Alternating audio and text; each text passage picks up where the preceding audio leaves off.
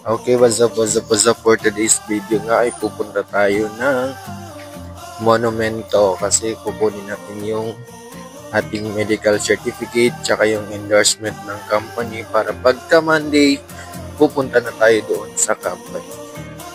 Dito pa simula ng ating lakad, sumakay tayo ng tren galing dito sa Quirino Avenue. Ayan, Quirino Avenue, papunta ito ng monumento. Sa hindi katagalan, dumating na rin tayo sa monumento. Ayan, bababa na tayo. Ito na yung Yamaha Monumento. At ayan na, papalabas na tayo. Bibigay na natin yung ating card para tayo na nga ay makalabas na ng terminal.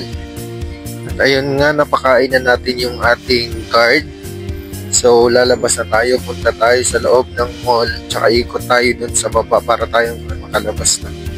So grabe talaga guys, makikita nyo sobrang init dito sa Maynila. Ayan, dito sa monumento pa talaga sobrang init. So kahit pa man mainit, kailangan natin gawin, kunin yung ating mga result para sa ating trabaho. Kasi alam naman natin na di tayo makakapasok pag wala tayong medical certificate. Tsaka wala rin tayong endorsement paper, di tayo tatanggapin din sa company na ating pinapasukan. So ayun na nga, sa kalayo ng ilakad natin, malapit na tayong makarating. Sobrang init talaga, di natin kaya. Dapat talaga magdala tayo ng payong kahit saan tayo papunta kasi ulan init. Pero sa ngayon, sobrang init pa talaga ng Maynila. At ayun na nga, sa katagalan ng paglakad natin, malayo-layo pa talaga yun. So finally, nakuha na natin yung medical certificate. Hindi na ako naka-video sa office kasi ang daming tao. Eto na nga, tayo ay pauwi na. So this time, di muna ako uuwi ng Quirino kasi pupunta muna tayo ng Central Terminal kasi pupunta tayo, gagala muna tayo kasi sobra talagang init. Pupunta muna tayo sa mga malamig na lugar. Pagkatapos kong magbayad, ayan na yung train na sasakyan natin papasok, papunta doon sa ating paroroonan sa Central Terminal. At nakikita nyo naman, grabe yung siksikan ng mga tao, puno talaga yung tren.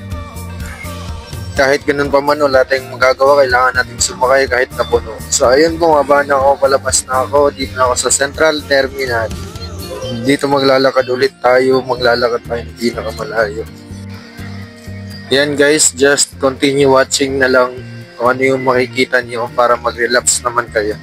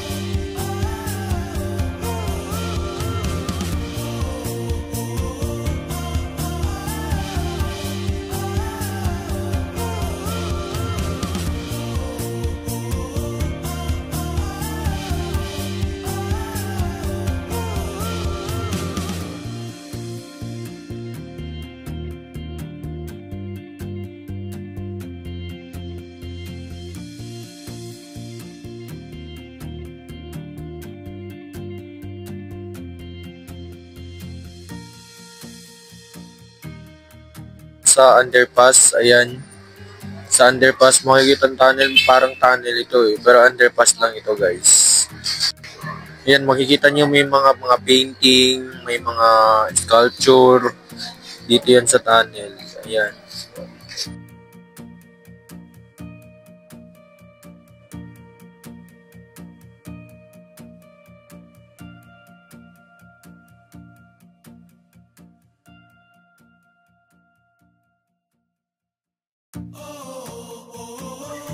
At syempre sa kapagod-pagod ng biyahe, di tayo pwedeng hindi kumain itong pagkain na to kasi atin to galing eh.